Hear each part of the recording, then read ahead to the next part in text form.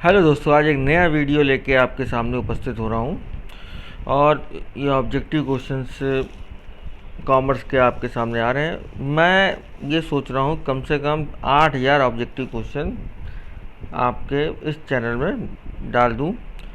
आप कोई भी कंपटीशन एग्ज़ाम बैठेंगे उसमें 80% हमारे हिसाब से क्वेश्चन आ सकते हैं। इतने मैं ऑब्जेक्टिव क्वेश्चन डाल दूँगा कि कॉमर्स में कहीं से भी ऑब्जेक्टिव क्वेश्चन बचेंगे नहीं। इसलिए चैनल देखते रहिए, सब्सक्राइब कीजिए जिससे आपको नोटिफिकेशन मिलता रहे और सबको शेयर कीजिए। ठीक है, तो पहला क्वेश्चन मैं स्टार्ट करने जा रहा हूँ और ये मिक्स होंगे और ये मैं पहले पेपर से ले रहा हूँ। जितने पेपर आए हैं नेट के और टीजीटी, पीजीटी, पीसीएस, इन सब के मैं पेपर्स आपको जो इम्पोर्टेंट क्वेश्चन है उसको मैं डाल रहा हूँ जिससे आपको आराम मिले। चलिए पहला क्वेश्चन पूछते हैं। आर्थिक अवधारणा के अनुसार मानव संसाधन के मूल्यांकन तो निम्नलिखित में किस अधिगम को अपनाया गया है? तो किस अधिगम को अपनाया गया? Opportunity cost approach. तो आर्थिक अवधारणा के अनुसार मानव संसाधन के मूल्यांकन हेतु निम्नलिखित में किस अभिगम को अपनाया गया जाता है? तो जो अभिगम है वो कौन सा है? Opportunity cost approach. तो ये कह रहा है इंग्लिश में, देखिए, which of the following approaches adopted for the valuation of human resource according to economic concept. तो इंग्लिश फिर देख लीजिए, which of the following approaches adopted for the valuation of human resource according to economic concept, opportunity cost approach. Hindi में कहते हैं अवसर लागत अभिगम। चलिए नेक्स्ट आइए, match the following. High liver fund कौन सा है? तो हाई लीवर फंड जितने भी होंगे वो होंगे फाइनेंशियल रिस्क ज़्यादा होगी उसमें। इन्फ्लेशन महंगाई को बढ़ाएगी, परचेजिंग पावर जो है उसका रिस्क बढ़ जाएगा। पॉलिटिकल इंस्टेबिलिटी, तो पॉलिटिकल इंस्टेबिलिटी होगी, बीजेपी की सरकार आज चली जाए, कांग्रेस आ जाए या कांग्रेस पूर्ण बहुमत में कोई सरकार ना आए तो यहाँ पे मार्केट रिस्क बढ़ जाएगी। इंक्रीज इन बैंक रेट, अगर बैंक रेट इंक्रीज करेगा तो क्या हो जाएगा? इंटरेस्ट रेट रिस्क बढ़ जाएगा। ठीक है, नेक्स्ट आइए। Which of the following are the instrument of money market. निम्नलिखित में कौन से मुद्रा बाजार के उपकरण हैं? तो काल मनी बाजार है, कमर्शियल बिल बाजार है, अल्पकालीन ऋण बाजार, ट्रेजरी बिल बाजार है। तो काल मनी बाजार, कमर्शियल बिल बाजार, औद्योगिक प्रतिभूति बाजार, अल्पकालीन बाजार, ट्रेजरी बिल बाजार। मतलब इंग्लिश हम देखें, काल money market, commercial bill market, second आपका हो गया, फोर्थ हो गया शॉर्ट टर्म लोन्स मार्केट और ट्रेजरी बिल मार्केट। ठीक है, तो इतने होंगे, 1 2 3 4। ओके, नेक्स्ट आते हैं हम लोग। निम्नलिखित में कौन OTCEI का लक्षण नहीं है? तो OTCEI का लक्षण कौन सा नहीं है? चलिए देखते हैं हम लोग। Quick transfer disposal system, nationalise computerise networking, ringless trading system, fragmentation of regional stock chain, क्षेत्रीय स्कंद विपणियों का विखंडन। तो हमारे हिसाब से जो है इसका, तो हमारे हिसाब से इसका आंसर होगा D, fragmentation of regional stock chain, क्षेत्रीय स्कंद प्रणालियों का विखंडन। तो क्षेत्रीय स्कंद विपणियों का विखंडन, क्षेत्रीय विपणियों OTCEI अवधारणा भारतीय शेयर बाजार में एक महान नवाचार है। ये सिक्योरिटीज कॉन्ट्रैक्ट अधिनियम 1965 के साथ साथ भारतीय कंपनी अधिनियम के तहत एक मान्यता प्राप्त स्टॉक एक्सचेंज है। OTCEI की विशेषता, ठीक है, इसका नाम बता दिया गया। नेक्स्ट आइए,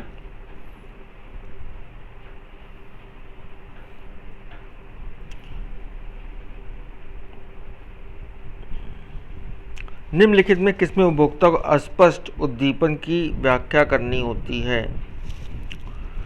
तो किसमें उद्दीपन की व्याख्या करनी होती है? तो ये होता है प्रोजेक्टिव टेक्निक में उद्दीपन की व्याख्या करनी होती है, टू इंटरप्रेट एम्बिशियस स्टिमुली।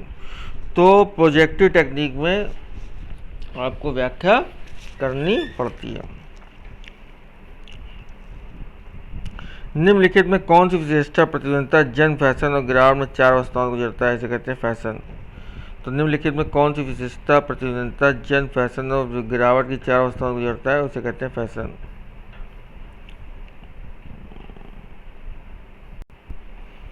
तो निम्नलिखित में कौन विशेषता जन्म फैशन गिरावट की 4 अवस्थाओं को गुजरता है? उसे क्या कहते हैं? तो विशिष्टता मतलब कि which of the following passes through the four stage of distinctness, emulation, mass, fashion and decline. तो ये फैशन कहलाएगा आपका।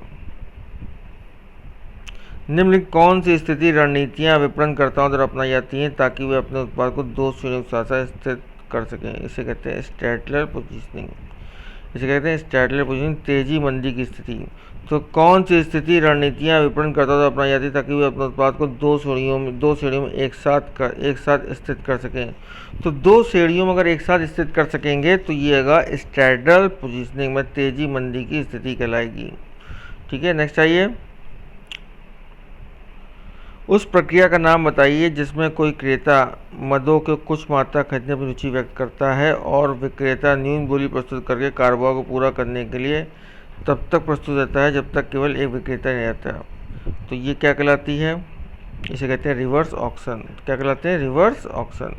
उस प्रक्रिया का नाम बताइए जिसमें कोई क्रेता मदों की कुछ मात्रा खरीदने में रुचि व्यक्त है। मदों की कुछ मात्रा मतलब कोई कुछ मात्रा खरीदना है और विक्रेता न्यून बोली लगाता है। भाई विक्रेता न्यून बोली लगाता है, भाई इतनी बेस वैल्यू है मेरी, अब उसके आगे आप बताइए, तब इसे कहते हैं रिवर्स ऑक्शन।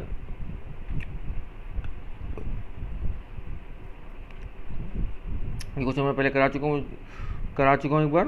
विज्ञापन की ये आप जब दूसरे सेट में जाएंगे और भी क्वेश्चन पढ़े हैं आज से, जब मैं पब्लिश कर रहा हूँ उससे 10 दिन पहले वाला कोई पेपर देखिएगा, यूजीसी नेट के पेपर मैंने डाउनलोड किया, उसमें क्वेश्चन आया था। विज्ञापन की ऐसी प्रक्रिया जिसमें विज्ञापन को कई रेडियो केंद्रों या टेलीविजन चैनलों में एक साथ प्रसारित किया था, इसे निम्नलिखित में किसके रूप में जाना था? इसे कहते हैं रोड ब्लॉक कहा जाता है। क्या कहता है? Road block. नेक्स्ट आइए। निम्नलिखित में कौन सी व्यक्ति और समूह की मानसिक स्थिति या अभिवृत्ति जो सहयोग के लिए इच्छा निर्धारित करती है? तो ये मोरल। अगर आपको मोरल ही नहीं होगा तो आपकी कहाँ से इच्छा आएगी? तो मोरल बहुत ज़रूरी है। ठीक है, नेक्स्ट आइए। अब ये क्वेश्चन बड़ा इंपॉर्टेंट है। तो डेप्ट इक्विटी रेशियो, तो डेप्ट इक्विटी रेशियो कहाँ जाता है? लॉन्ग टर्म डेप्ट upon share holders fund. Property ratio, तो प्रॉपर्टी रेशियो आइए, प्रॉपर्टी रेशियो इसमें जाएगा क्योंकि एसेट आ रही है, share holder funds upon total asset. Interest coverage ratio, तो भैया जहाँ इंटरेस्ट कवरेज रेशियो की बात करें तो इंटरेस्ट कवरेज रेशियो जाएगा net profit before interest tax, interest and long term loans. Capital gain ratio ये जाएगा equity share capital reserve upon preference share capital and interest bearing finance. इसके मैंने उत्तर सामने लिख दिए हैं, देखिए CDAB ये लिख सकते हैं तो आपको आराम रहेगा। तो डेप्ट इक्विटी रेशियो आप जानते हैं लॉन्ग टर्म डेप्ट अपॉन शेयर होल्डर फंड। तो डेप्ट इक्विटी रेशियो क्या है? लॉन्ग टर्म डेप्ट अपॉन शेयर होल्डर फंड्स। तो डेप्ट इक्विटी रेशियो लॉन्ग टर्म डेप्ट upon share holder fund. Property ratio क्या है? प्रॉपर्टी रेशियो, प्रॉपर्टी कहाँ आ रही है? एसेट आती है प्रॉपर्टी, तो ये हो गया। देखिए यहाँ पे एसेट आ रही है इसलिए प्रॉपर्टी रेशियो में चला जाएगा। Share holder funds upon total asset, ऐसे भी आ सकते हैं। इंटरेस्ट कवरेज रेशियो, अब इंटरेस्ट कहाँ आ रहा है? तो इंटरेस्ट देखिए पहले वाले में आ रहा है net profit before interest and tax, interest and long term loan, तो ये इसमें चला जाएगा। अब आता है कैपिटल गियरिंग रेशियो, तो कैपिटल गियरिंग रेशियो में कैपिटल कहाँ पे आ रही? तो इक्विटी शेयर कैपिटल आपका ये रहा, रिजर्व प्रेफरेंस शेयर कैपिटल और इंटरेस्ट बिंग फाइनेंस। ठीक है, फाइनेंस सॉरी। ठीक है, चलिए नेक्स्ट आते हैं। आपका नेक्स्ट क्या है? लेखा वर्ष की समाप्ति से कितनी अवधि के अंदर बोनस का भुगतान अवश्य किया जाना चाहिए बशर्ते कि बोनस भुगतान संबंध कोई विवाद ना हो? तो ये 8 महीने होता है। 8 महीने के अंतर्गत बोनस का भुगतान कर देना चाहिए। बहुत सी कंपनियां जो होती हैं वो बोनस देती हैं, जैसे आपका इन्फोसिस हो गई, ये काफ़ी बोनस पकड़ाती है। ITC हो गई, काफ़ी बोनस पकड़ाती है। तो बहुत सी कंपनियां बोनस बेस्ड होती हैं। जैसे विप्रो एक ऐसी कंपनी है जिसने 1982 में अगर 10,000 रुपये लगाए थे, कितने रुपये लगाए थे? 10,000। तो आज उसका कितना पैसा हो गया बताइए? आज उसका लमसम 720 करोड़ रुपये हो गए। कितने हो गए? 720 करोड़ रुपये, इतना उसने बोनस पकड़ाया। नेक्स्ट आते चलिए। विच of the following statement is correct about wages board of India? अब वेज बोर्ड इज ट्रिपार्टी बॉडी। ठीक है, तो कौन सा करेक्ट है? वेतन बोर्ड एक त्रिपक्षीय निकाय है। तो वेतन बोर्ड क्या है? एक त्रिपक्षीय निकाय है, ध्यान रखिए इसको। अच्छा क्वेश्चन है। भारत में वेतन बोर्ड के संबंध में निम्नलिखित में कौन सा कथन सही है? तो वेतन बोर्ड एक त्रिपक्षीय निकाय है। तो वेतन बोर्ड क्या है? एक त्रिपक्षीय निकाय है। नेक्स्ट आइए, बहुत ही बढ़िया आपका, हम चलते हैं आगे। नेक्स्ट आइए, who give the surplus value theory of wages. तो कौन थे? निम्नलिखित में किसने मजदूरी अभिशेष मूल्य सिद्धांत का प्रतिपादन किया था? ये थे कार्ल मार्क्स। कौन थे? Karl Marx. तो किसने मजदूरी अभिशेष, जिसने सरप्लस वैल्यू ऑफ थ्योरी, इसका सिद्धांत किसने प्रस्तुत किया था? कार्ल मार्क्स ने किया था। चलिए नेक्स्ट आइए, who give the system approach industrial relation. निम्नलिखित में किसने औद्योगिक संबंधों की प्रणाली उपागम का प्रतिपादन किया? तो who give the system approach to industrial relation. Industrial relation के बारे में किसने बताया? तो जॉन डनलप ने बताया। किसने? John Dunlop. तो डनलप टाई याद है, वैसे ही आप ध्यान रखिए, जॉन डनलप। नेक्स्ट आइए, इसको देख लीजिए, पॉज करके देख लीजिए, बहुत बढ़िया क्वेश्चन था, अभी बहुत इंपॉर्टेंट क्वेश्चन है, आता है एग्जाम में। Which among the following are the full member countries of ASEAN. तो मेंबर कंट्रीज ऑफ एशियन कौन कौन सी हैं? तो यह है Brunei Darussalam, Cambodia, Vietnam, Myanmar. Sri Lanka छोड़ के सभी एशियन कंट्रीज़ के मेंबर हैं। तो ब्रूनी दारुसलाम, कंबोडिया, वियतनाम और म्यांमार। ठीक है, नेक्स्ट आइए, यदि भारत में एक किसान फ्यूचर पर एक ही गेहूं विकल्प खरीदता है, फ्यूचर जो होता है एक ट्रेडिंग अकाउंट खोलना, उस पर खरीदता है, इसके बारे में बात कर रहे हैं। गेहूं की भौतिक प्राप्ति के स्थान पर किसान को उसके भावी संविदा को स्वीकार करना होगा। तो गेहूं की भौतिक प्राप्ति के स्थान पर किसान को उसके भावी संविदा को स्वीकार करना होगा। किसान गेहूं का बाजार मूल्य पर देगा। किसान गेहूं को क्या देगा? बाजार मूल्य पर देगा। तो गेहूं की भौतिक प्राप्ति स्थान पर किसान उसके भावी संविदा स्वीकार करेगा। किसान गेहूं को बाजार मूल्य पर देगा। ठीक है, तो ध्यान रखिए, किसान उच्च मूल्य पर। देखिए ये बी है, ये गलत है, सी गलत है, तो ए और डी सही है। किसान के उच्च मूल्य पर गेहूं से बदली लेनी होगी, ऐसा कुछ नहीं है। किसान गेहूं की अदायगी का अधिकार है, बशर्ते कीमत अनुकूल हो। लेकिन इसमें जो ए और डी आंसर आपका सही है कि गेहूं की भौतिक प्राप्ति के स्थान पर किसान को उसके भावी संविदा को स्वीकार करना होगा। दूसरा, किसान का गेहूं बाजार मूल्य पर देना होगा। नेक्स्ट आइए, चलिए,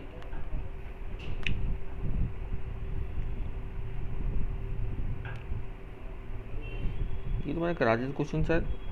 चलिए फिर देख लेते हैं, फिर से पढ़ने में क्या दिक्कत है। निम्नलिखित में कौन विशेषता, प्रतिद्वंदता, जन, फैशन और गिरावट की चार अवस्थाओं से गुजरता है? इसे कहते हैं फैशन।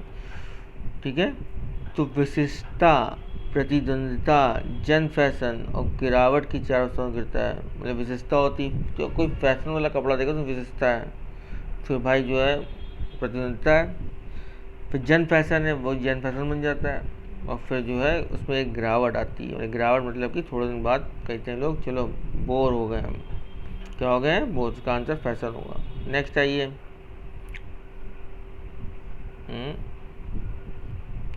निम्नलिखित में कौन सी स्थिति रणनीति विपणनकर्ताओं द्वारा अपनाई जाती है ताकि वे अपने उत्पाद को दो श्रेणियों के साथ साथ स्थित कर सकें? इसे कहते हैं स्टैडलर पोजिशनिंग। मतलब कि ताकि वह अपने उत्पाद को दो श्रेणियों के में साथ साथ स्थित कर सकें। तो इसे कहते हैं तेजी मंदी की स्थिति। क्या कहा? तेजी मंदी की स्थिति। ठीक है,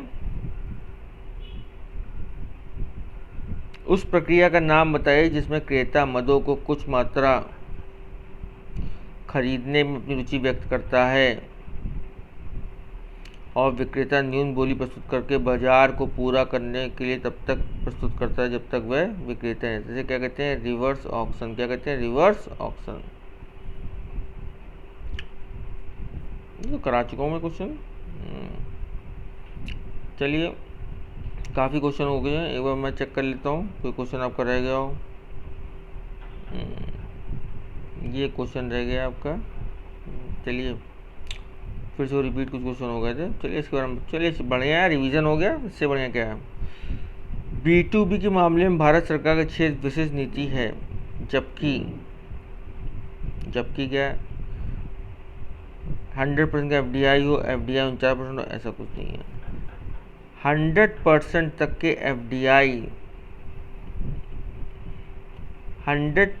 के FDI बशर्ते 5 वर्ष के अंदर 20% के रूप में भारतीय जनता के पक्ष में निवेश किया गया हो।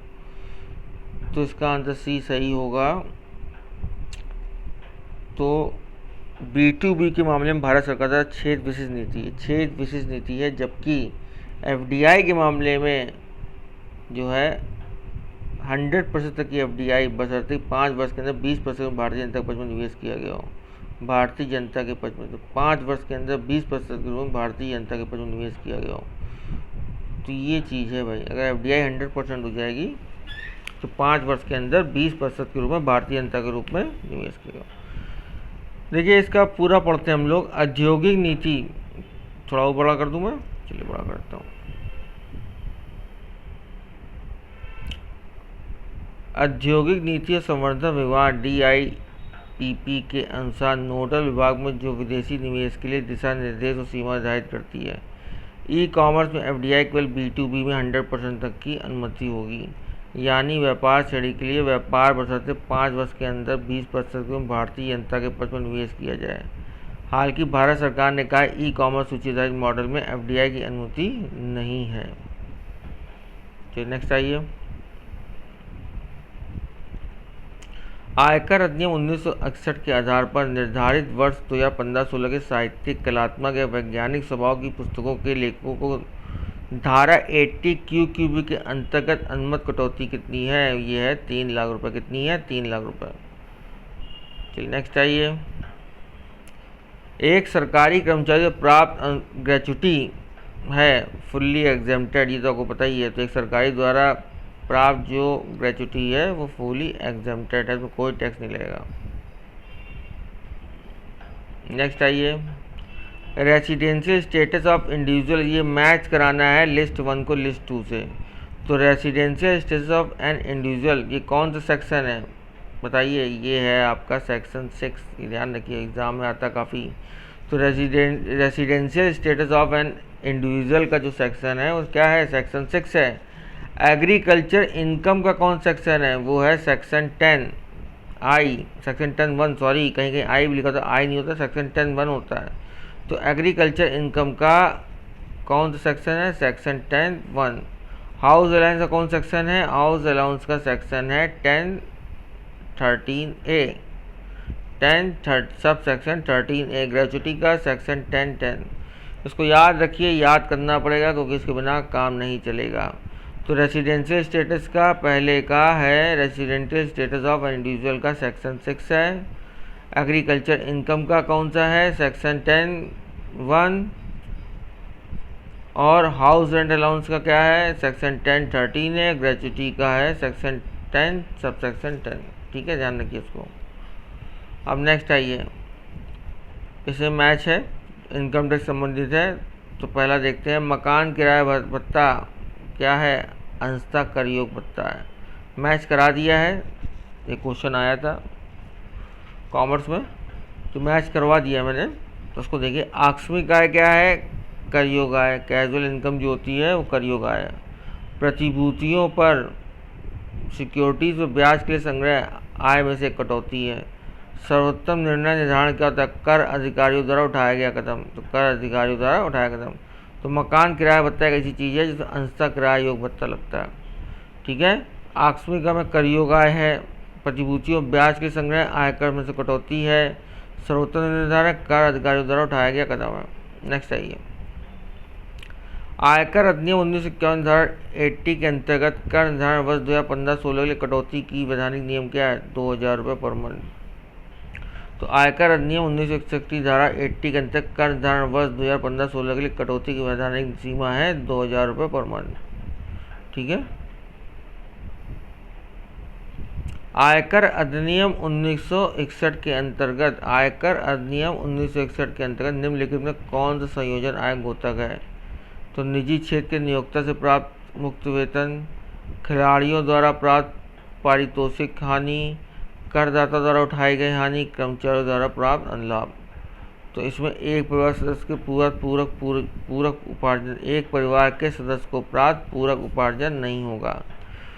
तो क्या होगा? निजी क्षेत्र के नियोक्ता से प्राप्त कर मुक्त वेतन, खिलाड़ियों द्वारा प्राप्त पारितोषिक, करदाता द्वारा उठाई गई हानि, कर्मचारियों द्वारा प्राप्त अनुलाभ। तो फर्स्ट, थर्ड, फोर्थ, फिफ्थ इसका आंसर आपका होगा। चलिए नेक्स्ट क्वेश्चन आते हैं।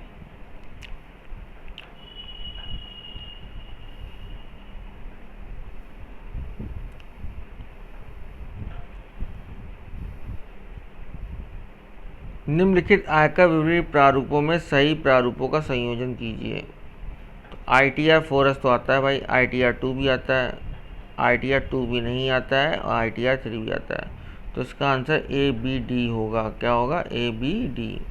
ABD है। ITR 4S आता है, ITR 2 आता है, ITR 2 भी आता है, लेकिन आपका कौन सा नहीं आता? ITR 2 भी नहीं आता। ये आते हैं जो रिटर्न के प्रारूप हैं, उनके बारे में बता। रिटर्न के बारे में कौन कौन से रिटर्न के प्रारूप हैं? इसमें ITR 4S, ITR 2, ITR 3 आता है, लेकिन ITR 2 भी नहीं आता। तो ये नहीं आता है और सब आते हैं।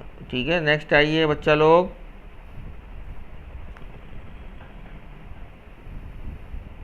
जो क्वेश्चन मैंने करा दिया था। तो आज मैं इतने क्वेश्चन रखता हूँ। अब नेक्स्ट वीडियो मैं जल्दी अपलोड करूँगा, जो आप देखिएगा। मुझे कम से कम 8000 क्वेश्चन डालने हैं। अगर आप अब तक देख चुके होंगे मैंने जितने क्वेश्चन कराए, कम से कम 2500 के ऊपर क्वेश्चन हो चुके हैं। अगर इतने क्वेश्चन बच्चे कर लें तो काफ़ी पेपर में आ जाएगा आपका।